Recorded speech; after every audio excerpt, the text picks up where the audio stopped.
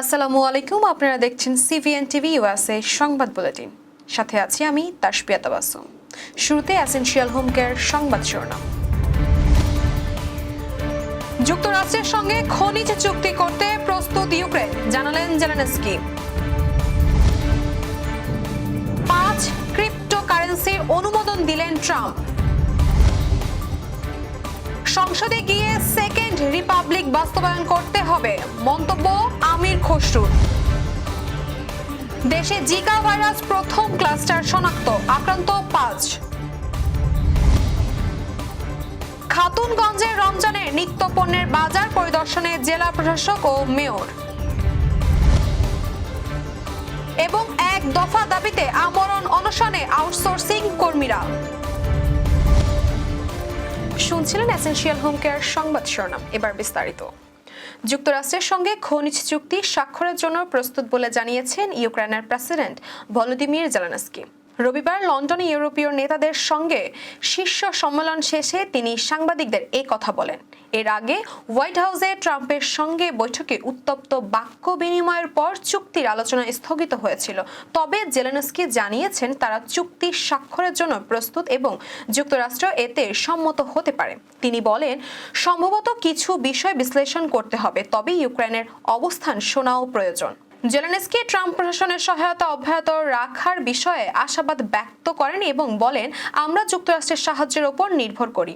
বিশ্লেষকরা বলেছেন, ইউক্রেনের খনিজ সম্পদ নিয়ে যুক্তরাষ্ট্রের আগ্রহ দীর্ঘদিনের। বিশেষত রাশিয়ার প্রতি নির্ভরশীলতা কমাতে ওয়াশিংটন ইউক্রেনের সঙ্গে এই খাতে সহযোগিতার জোরদার করতে চায়। তবে ট্রাম্প প্রশাসনের অবস্থান এবং চলমান ভূ রাজনৈতিক পরিস্থিতি চুক্তি বাস্তবায়নের চ্যালেঞ্জের মুখে ফেলতে পারে। মার্কিন প্রেসিডেন্ট ডোনাল্ড ট্রাম্প তার প্রস্তাবিত ক্রিপ্টো স্ট্র্যাটেজিক রিজার্ভের জন্য 5টি প্রধান ক্রিপ্টোকারেন্সির নাম ঘোষণা করেছেন, যা বাজারে সাড়া ফেলেছে। ট্রাম্প রোববার তার সোশ্যাল প্ল্যাটফর্ম ট্রুথ সোশ্যালে জানিয়েছেন যে বিটকয়েন, ইথেরিয়াম, এক্সআরপি, সোলানা এবং কার্ডানোকে তার প্রস্তাবিত ডিজিটাল সম্পদের রিজার্ভে অন্তর্ভুক্ত করা হবে। এই ঘোষণার পর উল্লেখযোগ্যভাবে বৃদ্ধি পেয়েছে এসব ক্রিপ্টোকারেন্সির দাম। বিশেষ করে কার্ডানোর দাম 70%-এরও বেশি, এক্সআরপির দাম 35% এবং সোলানার দাম 20%-এরও বেশি বেড়ে গেছে। বিটকয়েন এবং ইথেরিয়ামের দাম 20%-এরও বেশি বৃদ্ধি পেয়েছে।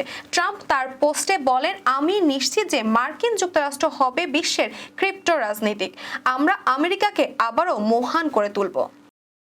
জনগণের ম্যান্ডেট তথা ভোটে নিয়ে সংসদে গিয়ে জাতীয় নাগরিক পার্টিকে সেকেন্ড রিপাবলিক বাস্তবায়ন করতে হবে বলে মন্তব্য করেছেন বিএনপির স্থায়ী কমিটির সদস্য আমির খসরু মাহমুদ চৌধুরী।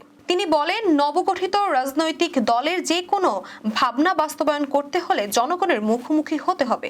জনগণের ম্যান্ডেট নিয়ে রাষ্ট্র ক্ষমতায় যেতে হবে এবং জনগণের মতামত নিয়ে সংসদে সেটি পাস করতে হবে।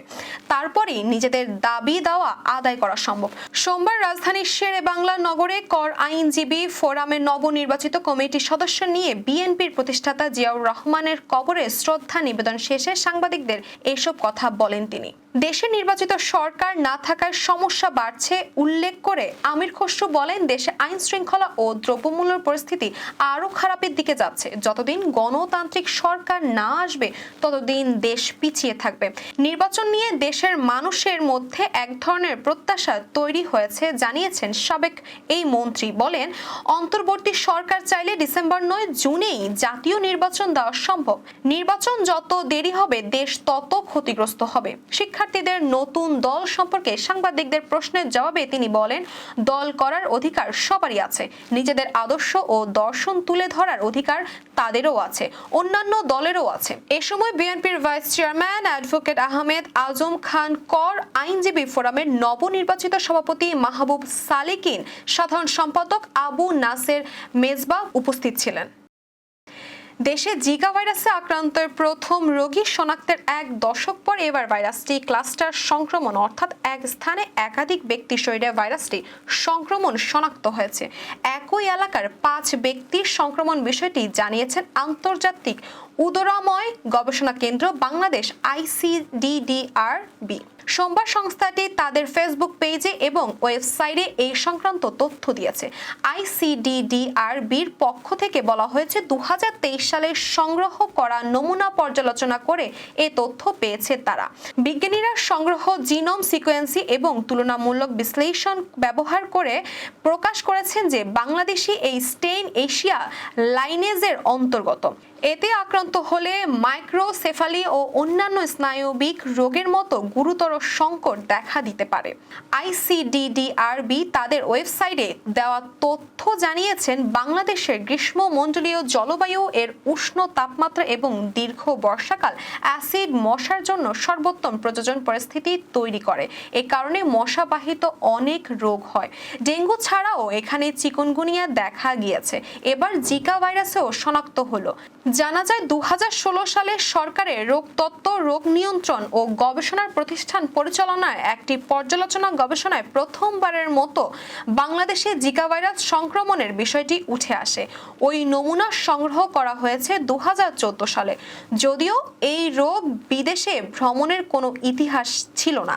বিষয়টি ধারণা করা হয় 2015 সালে ব্রাজিলে প্রাদুর্ভাবের আগেই বাংলাদেশে জিকা ভাইরাসের গোপন সংক্রমিত হচ্ছিল। ক্লাস্টার সংক্রমণের বিষয়ে আইসিডিডিআরবি বলেছে, গবেষকরা 2023 সালে তাদের ঢাকার রোগ নির্ণয় কেন্দ্রে আসা রোগীদের নমুনা পরীক্ষা করেন।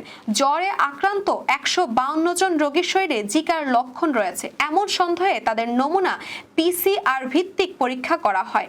এতে 5 জনের নমুনায় জিকা ভাইরাসের সংক্রমণ পাওয়া যায়। এই 5 জন রোগী 1 কিলোমিটারের মধ্যে বসবাস করত। তাদের কেউ 2-1 বছরের মধ্যে বিদেশ ভ্রমণ করেনি। এসব রোগীরা একই সময়ে পরীক্ষা করিয়েছে, ফলে বিষয়টি একই সংক্রমণ চক্রের অংশ হওয়ার ইঙ্গিত দেয়। এছাড়া 5 জন আক্রান্তের মধ্যে একজন ডেঙ্গু ভাইরাসে সংক্রমিত হয়েছে।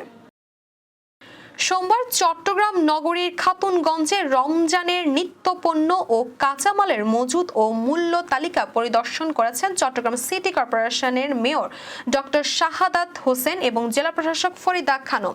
এ সময় দোকানে দরপত্র না থাকায় এবং মূল্য তালিকা প্রদর্শন না করার কারণে 3টি দোকানে 17,000 টাকা জরিমানা আরোপ করা হয়। মেয়র ও জেলা প্রশাসক স্থানীয় ব্যবসায়ীদের সচেতন করেন এবং মূল্য তালিকা প্রদর্শন করার বাধ্যতামূলক বলে জানান। পরিদর্শনে আরও উপস্থিত ছিলেন অতিরিক্ত জেলা প্রশাসক মোহাম্মদ কামরুজ্জামান, অতিরিক্ত জেলা ম্যাজিস্ট্রেট সৈয়দ মাহবুবুল হক, সহকারী কমিশনার মোহাম্মদ ইসরাফিল জাহান, সাকিব শাহরিয়ার সহ আরও অনেকেই। পরিদর্শনের মাধ্যমে বাজার মূল্য নিয়ন্ত্রণ রাখা এবং ভোক্তাদের স্বার্থ রক্ষা করার জন্য স্থানীয় প্রশাসন কঠোর অবস্থান গ্রহণ করেছেন বলে জানান সংশ্লিষ্টরা। ভোজ্য তেল বাজার থেকে উধার হয়ে গেছে এবং প্রায় 180 টাকা 200 টাকার উপরে চলে গেছে এবং সেই কারণে আজকে আমরা এখানে এসেছি এবং আমরা দেখতে পাচ্ছি এখানে কিন্তু ভোজ্য তেল মোটেই পাওয়া যাচ্ছে না। একটা জায়গায় আমরা যেখানে দেখেছি তারাও সেখানে যে তেলগুলি আছে আমরা ল্যাব টেস্টের জন্য অলরেডি রেজিস্ট্রেটর আছে, আমরা অলরেডি এগুলো আমরা নিয়েছি। আমরা পরীক্ষা করে দেখবো আদৌ এগুলি কিন্তু ভোজ্য তেলের মতো কিনা। রোজার মাসে 400টা অভিযান করবো জেলা এবং উপজেলা মিলিয়ে আমাদের 6টি সার্কেল আছে আর উপজেলায় 15টি মোট 21টি সার্কেল মিলিয়ে আমরা রোজার মাসে 400 অভিযান করবো। যে অভিযানের একটা অংশ আপনারা দেখতে পাচ্ছেন মেয়র মহোদয় পাশে আছে, সিটি কর্পোরেশন এবং জেলা প্রশাসনের যৌথ উদ্যোগে অভিযান চলছে। চাকরির স্থায়ীকরণের এক দফা দাবিতে জাতীয় প্রেস ক্লাবের সামনে আমরণ অনশন পালন করেছেন আউটসোর্সিং কর্মীরা।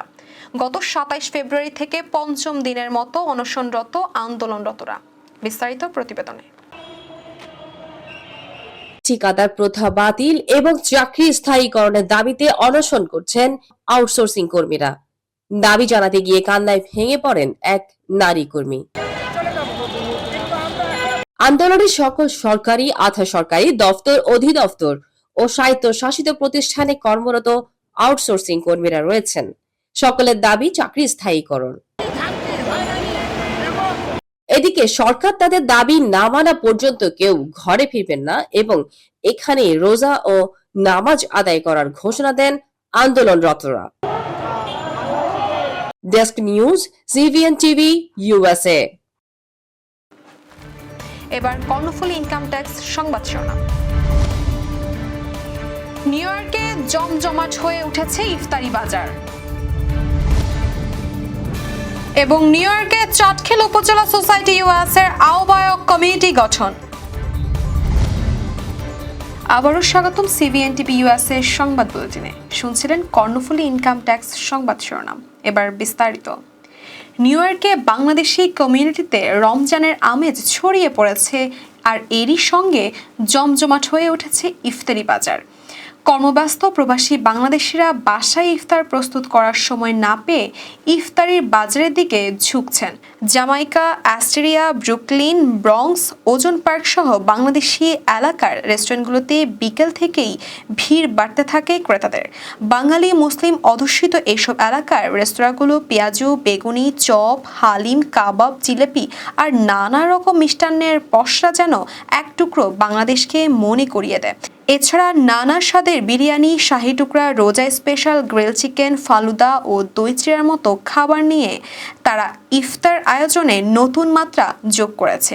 বিভিন্ন হোটেলের রেস্তোরাঁয় 10 থেকে 12 আইটেমের ইফতারি বক্স বিক্রি করছে, যা ক্রেতাদের কাছে বেশ জনপ্রিয় হয়ে উঠেছে। এদিকে বাংলাদেশি কমিউনিটির এই ইফতার বাজার শুধু খাবার কেনার জায়গা নয়, বরং এটি হয়ে উঠেছে এক প্রাণবন্ত সংস্কৃতি, যেখানে প্রবাসী ও দেশি ঐতিহ্যের ছোঁয়া পাওয়া যায়। বন্ধুবান্ধব, আত্মীয় স্বজন একসঙ্গে মিলিত হয়ে গল্প আড্ডায় কাটান সময়, ভাগাভাগি করেন নিজেদের ইফতার।